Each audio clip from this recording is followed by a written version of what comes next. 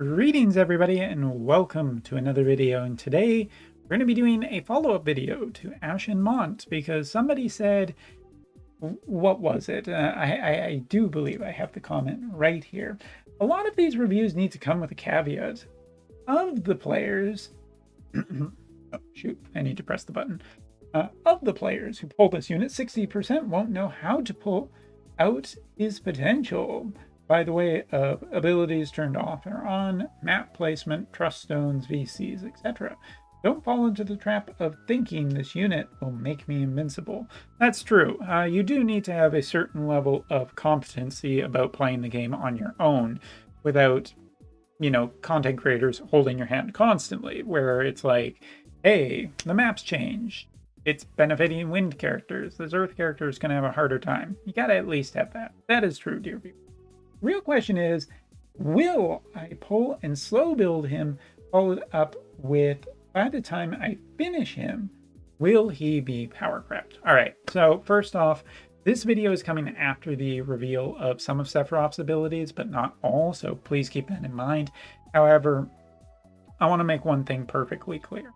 Ashen Mont is a tier 0 character that will eventually go down to tier 1 as more characters come out and even out the power level. Essentially what we saw with Doom and Mont was power creep, pure and blatant, obvious power creep, because it's one of the biggest power jumps we've seen after the introduction of so many very strong tanks, to the point where I even made a video about the fact that an all-aura tank team was just outlasting most DPS teams, and that was generally problematic. It pointed all the way to the fact that there was going to be power creep on DPSs. There needed to be.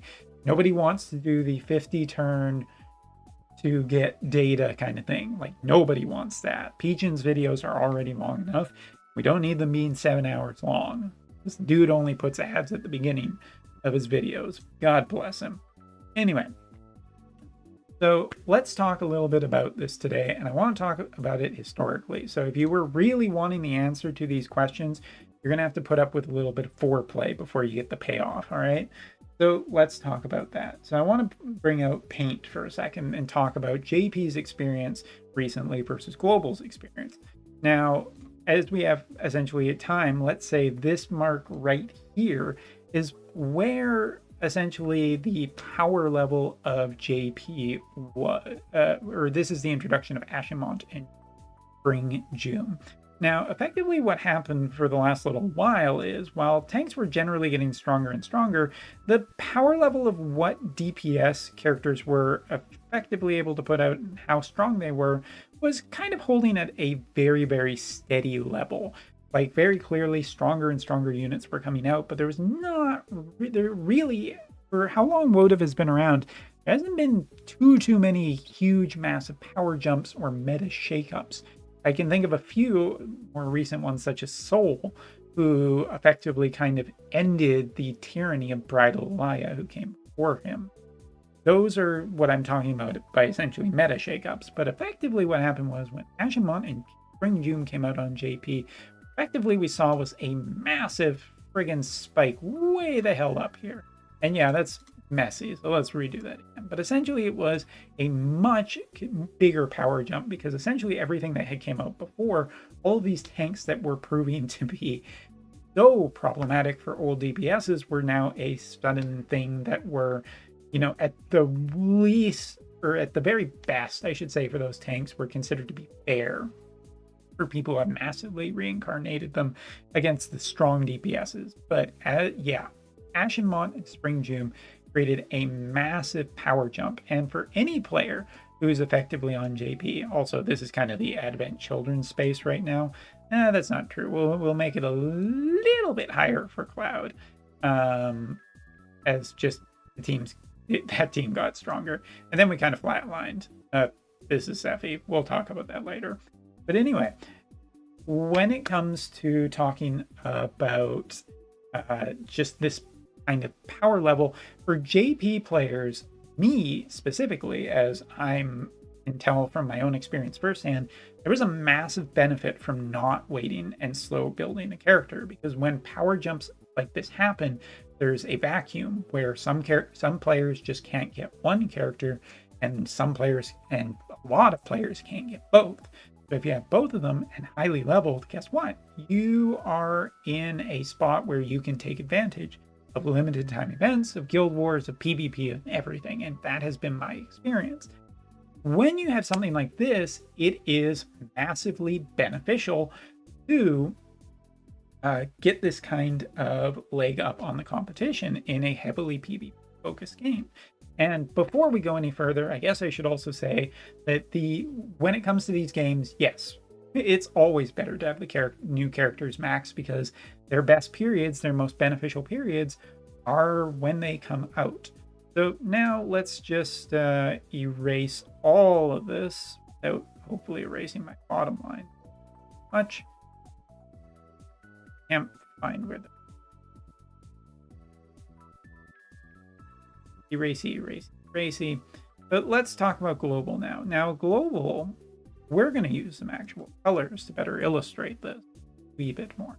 So right here, let's say, especially with our nice calligraphy pen, that this is Spring June, and coming up very shortly will be Ashen Mont and Sephiroth. Now, a benefit for global has been essentially that this has been more spread out, which means that what is going to happen, you're going to have the power level going like this, but then you're going to see much smaller jumps with plateaus in between. And given Sephiroth's expected, we'll just say this is.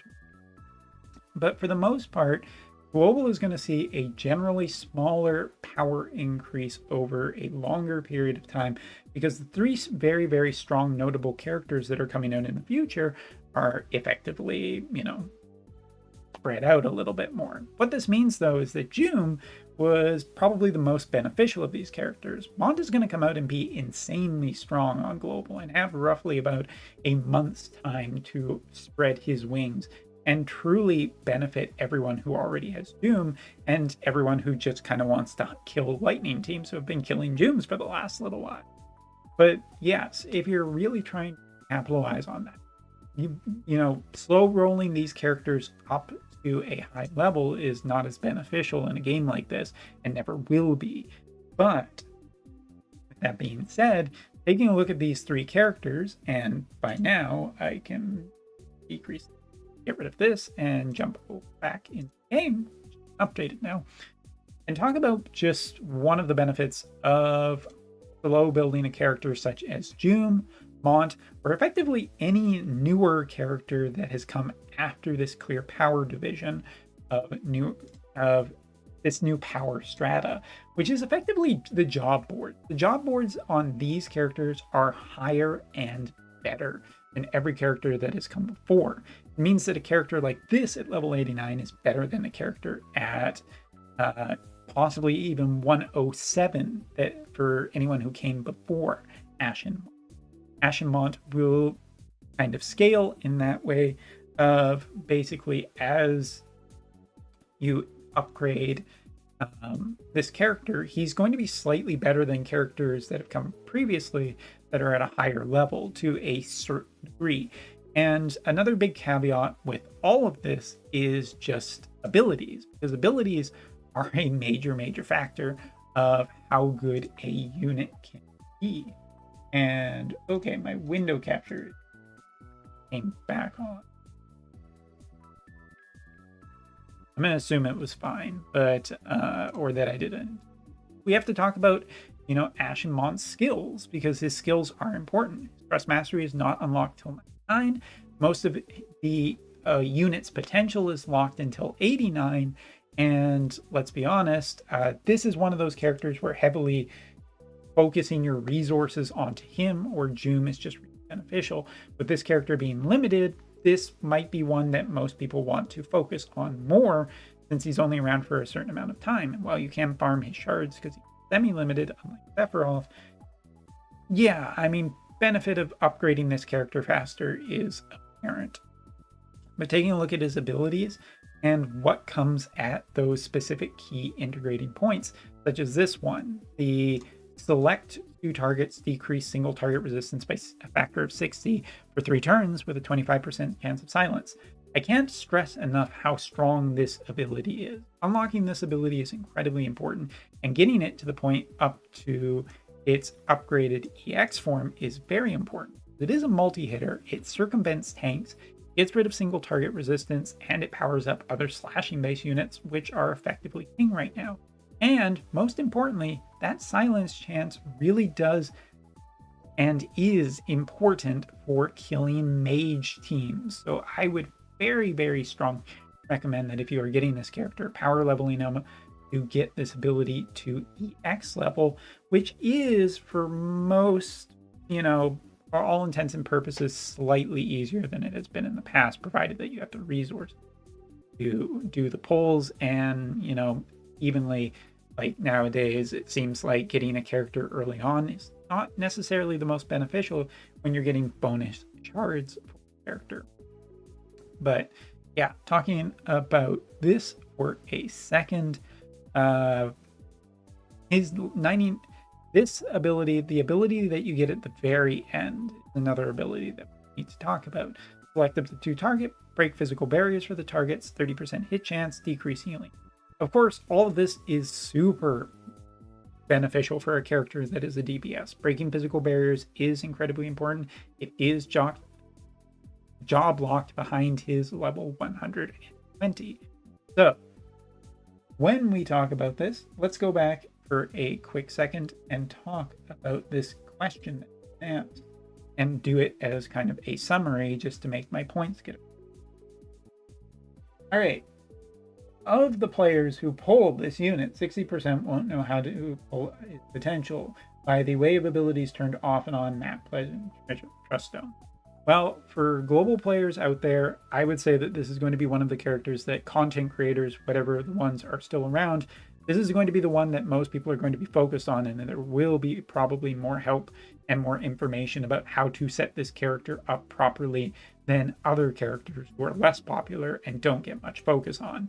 I.e., like right now with Kadaj. Nobody's doing any videos on Kadaj for the most part because it's not interesting, not good enough. This character will be good enough.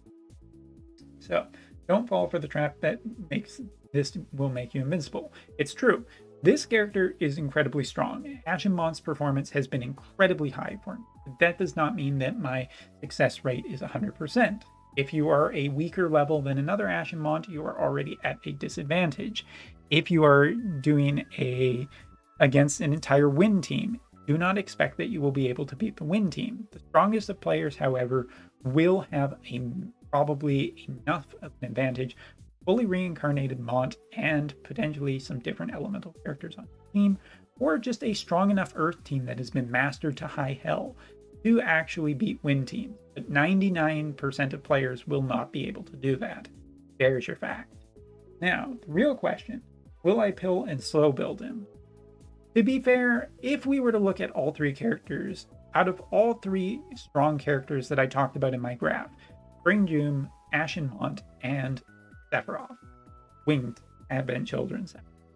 Let's talk about the three of them. Well, Doom is permanent, so there's always a chance that you'll be able to pull her later or get her off a guaranteed 120 select banner later. So that is something that I think most people dependently rely on. Then I have to be really careful about the middle character here, Sephiroth. We don't have 100% proof that he's going to be the most OP thing ever, but from his character preview, it does seem he will be incredibly strong. He's also very limited, makes him more difficult to get and max out. The good thing about Ashen Mont is that at the very least he's semi-limited, meaning that he does have some priority to actually get now, as he will be more difficult to get later, but not impossible. He will return on future banners, but this has the best chance with the up rate. Also, benefit of being semi-limited means that you can farm his shards, which means that he is possible to slow build, unlike a character like Sephiroth, who is infinitesimally slower to actually build over any time. So, by the time I finish him, will he be power crept? Depends on what your reasonable level here. If you are not going to build this character in any reasonable pace and be incredibly slow at 1 shard per day, hard to say. Right now, the proof seems to be that Ashen Mont is here to stay quite strong, as there is no proof of any wind characters coming in the near future, as it seems that Gilgamesh will be the hinted character to be the next super FFBE. Don't hold me to that. Slash Wotv character. But from what I can see from his current standing on JP, with characters such as Joom and Cloud and a couple other characters so far, here to stay, very strong, and extremely scary. So, providing that you're willing to throw some resources behind and some actual effort to get him there, I think that you will benefit over the long term, or at least the mid through longer. That is my opinion. Of course, I may be wrong, but hey, I provide the information. You make up your mind what you want to do. Thanks so much for watching. Take care. See you later.